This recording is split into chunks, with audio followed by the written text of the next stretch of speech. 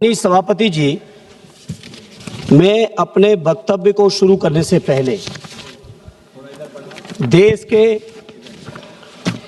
सभी सशस्त्र सैनिकों को, विशेषकर वो सैनिक जिन्होंने देश की रक्षा के लिए, आंतरिक सुरक्षा के लिए, बाहरी रक्षा के लिए अपने जीवन की आहुति लगा दी, प्राणों की आहुति लगा दी और देश के लिए शहीद हुए हैं, सबसे पहले मैं उन शहीदों को नमन करता हूं अपनी ओर से और अपनी पार्टी और माननीय अखिलेश यादव जी की ओर से। सभापति जी, हमने बचपन से ही श्रद्धेय नेताजी का सानिध्य पाया और ये मेरा सौभाग्य है कि जब तक हम होश संभाले तब तक श्रद्धेय नेताजी देश के रक्षा मंत्री बन गए थे।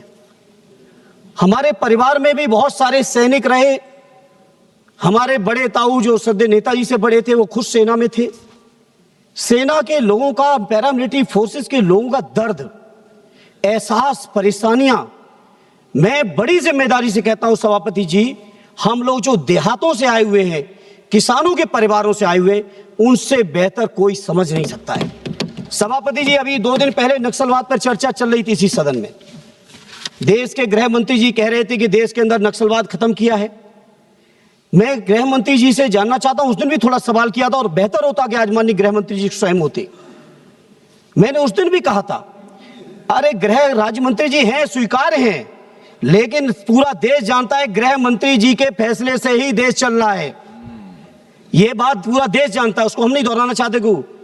सभापति जी, जहां हम लोग इस बात के लिए फक्र महसूस कर रहे हैं, पूरा देश फक्र महसूस कर रहा है कि नक्सलवाद खत्म हुआ या खत्म होने की कगार पे है, तो बेहतर होता कि केंद्र की सरकार कुछ ऐसा कानून लाती इस सदन में कि जिनकी दम पर, जिनकी कुर्बानियों से, जिनके त्याग, तपस्या, बलिदानों से जो हमें नक्सलवाद खत्म करने का मौका मिला है, आज हम लोग कम से कम उनके लिए कुछ सुविधाएं बढ़ा रहे होते, उनके लिए कुछ सेवाओं में रियायत दे रहे होते, उनकी कहीं हम पे से लेके और तमाम चीजों को बढ़ा रहे होते, तो शायद अब पूरा सदन फक्र के साथ उस बिल को पास कर रहा होता।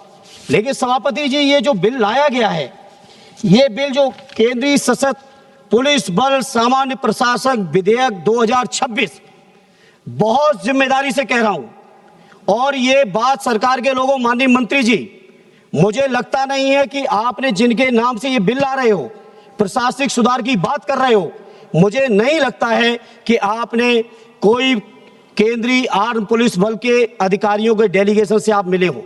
हम में से अधिकांश सांसद ऐसे हैं जिनके दरवाजों पर आके हमारे अधिकारी लोग अपना दर्द बता के गए। काश आपने इस बिल को, विधेयक को ड्राफ्ट करने से पहले उनके दर्द को सुना होता। सभापति जी, अभी हमारे मीना जी कह रहे थे, हम लंबा नहीं दोहराएंगे उसको, आखिर क्या कारण है कि हमारे केंद्रीय पुलिस फोर्स के लोगों को उच्च न्यायालय, सर्वोच्च न्यायालय जीतते हुए फिर सर्वोच्च न्यायालय में भी सरकार को चैन नहीं पड़ा, उसके बाद रिव्यू पिटीशन में चले गए, रिव्यू पिटीशन भी हार गए, तो विधेयक ले आए और विधेयक में क्या कहा कि हम सुधार करने जा रहे हैं। क्या सुधार कर रहे हैं आप जितने भी केंद्रीय पैरामिलिट्री फोर्सेस हैं, उन फोर्सेस में आप आईपीएस को डेपुटेशन पे लाके ऊपर से बैठाना चाहते हो। पूरे जीवन की जो उनकी मेहनत है, त्याग है, तपस्या है, जो अनुभव है, विपरीत परिस्थितियों में काम करने वाला, उन अनुभवी अधिकारियों का पूरी तरह से आप उपेक्षा कर रहे हैं, मनोबल तोड़ रहे हैं। हमसे लोग मिले 23 मई 2025 के जो माननीय सर्वोच्च न्यायालय के फैसले को लेकर, 13,000 क्लास 1 के ऑफिसर हैं केंद्रीय फोर्सेस में, 10 लाख से ज्यादा हमारे जवान हैं, लेकिन दुर्भाग्य ये है कि जवानों को अपनी सुविधाओं के लिए न्यायालय की शरण में जाना पड़ रहा है। जहां हम इस फैसले की चर्चा कर रहे हैं, वहीं जनवरी 2023 में दिल्ली उच्च न्यायालय को एक फैसला देना पड़ा और दिल्ली उच्च न्यायालय ने एक फैसला दिया कि पूरे के पूरे पैरामिलिट्री फोर्सेस को, केंद्रीय आर्म फोर्सेस जो हैं, इनको ओल्ड पेंशन ओपीएस मिलनी चाहिए। सरकार बजाय इसके कि ओपीएस दे, सरकार सर्वोच्च न्यायालय में अपील में चली गई। अब सर्वोच्च न्यायालय से भी अगर ये जीतेंगे तो रिव्यू में जाइएगा, रिव्यू से भी जीत जाएंगे तो फिर से एक बिल ले आइएगा। हमने मान लिया कि आपका बहुमत है, लेकिन ये बहुमत देश की सेना का, देश के हमारे जो पैरामिलिट्री फोर्सेस हैं, केंद्रीय आर्म रिजर्व फोर्सेस हैं, उनका मनोबल गिराने के लिए बहुमत आपका काम कर रहा है। सभापति जी, सदैव नेताजी ने रक्षा मंत्री रहते हुए हमारे रक्षा मंत्रालय के जो हमारे सैनिक हैं उनके लिए तमाम सुविधाएं बढ़ाने की कोशिश की। तो अब क्या कर दिया आपने? हालांकि रक्षा मंत्री जी मौजूद नहीं है, लेकिन सरकार की सामूहिक जिम्मेदारी है। आपने हमारे रक्षा मंत्रालय के सैनिकों को पेंशन न देनी पड़े तो उसके लिए अग्निवीर की टेम्परेरी नौकरी ले आए। क्या कर रही है सरकार? क्या कर रही है सरकार? इस सरकार की जो नीयत है मैं समझ ही नहीं पा रहा हूं। आखिर हमारे CRPF, BSF, CISF, ITBT, SSB के जो हमारे लाखों जवान हैं, उन जवानों के मनोबल को क्यों गिरा रहे हो? क्या रखा है आईपीएस की सेंट्रलाइज ताकत देने में? क्या रखा है कि केवल गृह मंत्रालय ताकतवर हो जाए, बाकी देश के किसी मंत्रालय की ताकत बढ़े या घटे इस बात से कोई मतलब नहीं है सरकार को। इसलिए मैं इस मौके पर बहुत जिम्मेदारी से कहता हूं, ये बिल जो आया है, ये बिल देश के सशस्त्र सुरक्षा बलों का मनोबल गिराने के लिए आया है। और मैं गृह मंत्री जी जिम्मेदारी से कह रहा हूं, ये बात जो कह रहा हूं रिकॉर्ड में रहेगी हमेशा।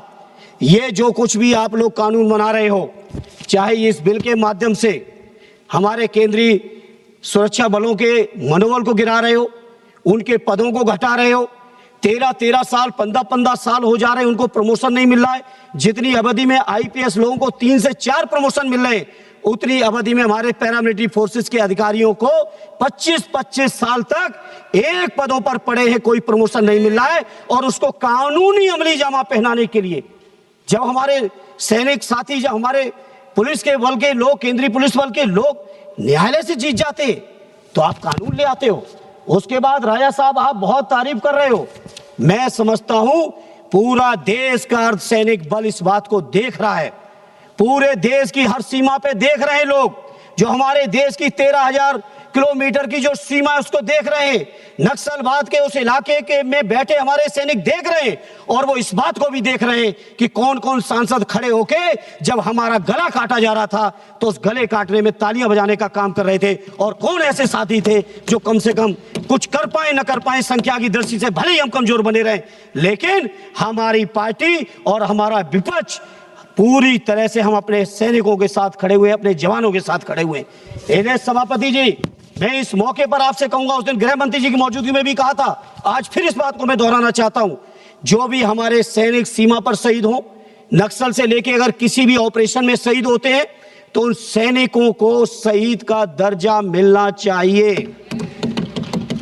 आप सोचिए, पुलवामा पे हमला हुआ, 19 का चुनाव चल रहा था, घड़ियालू आंसू बहा रहे थे पूरे सत्ता पक्ष के लोग, घड़ियालू आंसू बहा रहे थे। और उस घटना के बाद, सैनिकों की शहादत के बाद, बता दो एक भी आपने किसी सैनिक की कोई भी चीजों को बढ़ाने का काम किया हो?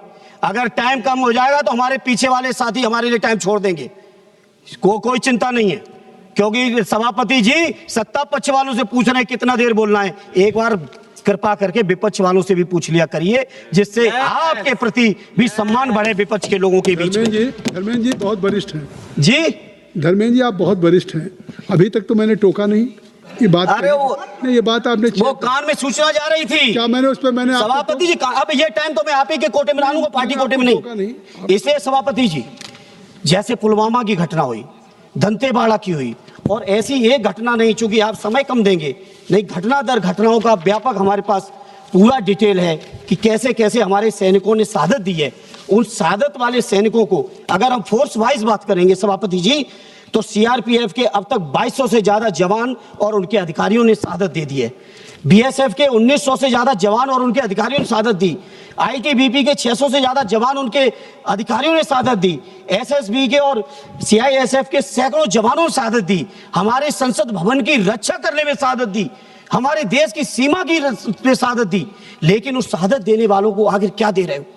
उनके परिवार के लोग, हम में से अधिकांश लोग जाते हैं जब कोई सैनिक खत्म होता है, जब जाते हैं, सदैव नेताजी का बनाया हुआ कानून था कि हर सैनिक की डेड बॉडी सम्मान के साथ, राष्ट्रीय सम्मान के साथ गांव के अंदर उसके पैतृक स्थान पर उसकी अंत्येष्टि होती है। जहां हम लोग जाते हैं, परिवारों के लोग चिपक के रोते हैं और कहते हैं कि कम से कम हमारे परिवार का जवान शहीद हुआ है, इसको एक शहीद का दर्जा दे दो। वो शहीद का भी दर्जा देने में आपकी सरकार कंजूसी पे कंजूसी, छोटा मन से छोटा मन करते चले जा रहे हैं। और वहीं किसी अगर उद्योगपति को जरा भी सुविधा चाहिए है सरकार तो आपकी भी है। 16.5 लाख करोड़ आपने माफ कर दिए, लेकिन हमारे सैनिकों की शहादत के सम्मान के लिए आपके पास फंड नहीं है, आपके पास पैसा नहीं है। इसलिए मैं बहुत जिम्मेदारी से कह रहा हूं, हारिन मीना जी ने, कांग्रेस के हमारे साथी ने कहा है, मैं उनके साथ अपने को जोड़ते हुए कह रहा हूं, इस बिल पर बहुत गंभीर चिंतन मंथन होना चाहिए। जितने इसके स्टेक होल्डर्स हैं, जितने पैरामिलिट्री के हमारे अधिकारी हैं, हमारे कर्मचारी हैं, उनकी राय मशवरा आनी चाहिए और इस बिल को जेपीसी में जाना चाहिए। साथ ही साथ एक आधा मिनट लेंगे, बहुत ज्यादा नहीं लेंगे, साथ ही साथ इस बिल को जेपीसी में भेज के इसको व्यापक चर्चा का मौका दीजिए। हमारे सैनिकों की सुनिए, हमारे पुलिस के जवानों की सुनिए, उनके अधिकारियों की सुनिए। और दो काम जो मैं अपनी पार्टी और माननीय अखिलेश जी की ओर से मांग करता हूं, सरकार के लोगों, अगर जरा भी संवेदनशीलता है, जरा भी सैनिकों के शहादत के लिए आपकी आंखों में आंसू हैं, तो कम से कम 2 फैसले ले लो, लोग याद करेंगे आपको। 2 फैसले ले लो, मेरा सुझाव है।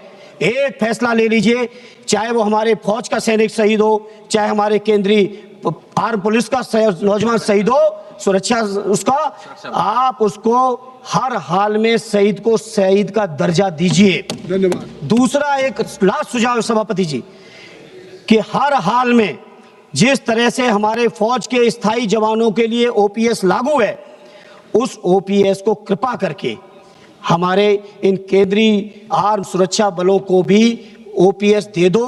न्यायालय का निर्देश है, न्यायालय के निर्देश के बाद भी अगर आप नहीं करते हो तो ईश्वरी मालिक है। इसे मैं अपनी पार्टी की ओर से, अपने नेता आदरणीय अखिलेश यादव जी की ओर से, अपने सभी शहीद सैनिकों को एक बार श्रद्धांजलि देते हुए, उनको सलामी देते हुए, उनके त्याग, तपस्या, बलिदान की जो उन्होंने देश के लिए दिया है, उसके प्रति कृतज्ञता ज्ञापित करते हुए इस बिल का पुरजोर विरोध करता हूं और अपील करता हूं, इसको जेपीसी में भेजिए। बहुत बहुत धन्यवाद।